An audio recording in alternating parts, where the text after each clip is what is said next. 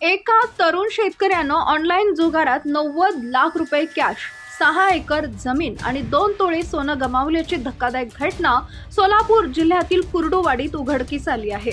यावेळी गेम हरलो पण पुढच्या वेळी नक्की जिंकू अशा भाबड्या आशेवर या तरुणाची सर्व संपत्ती हातातून गेली।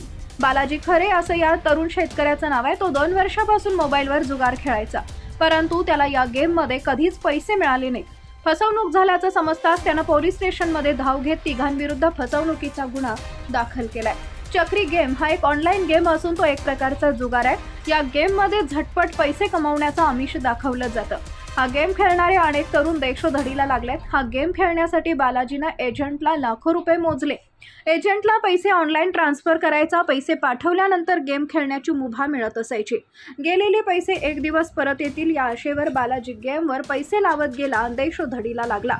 धक्कादायक घटना सोलापुरातील कुर्डुवाडीत उघडकीस आली आहे। यावेळी गेम हरलो पण पुढच्या वेळी नक्की जिंकू या भाबड्या आशेवर या तरुणाची सर्व संपत्ती हातातून गेली।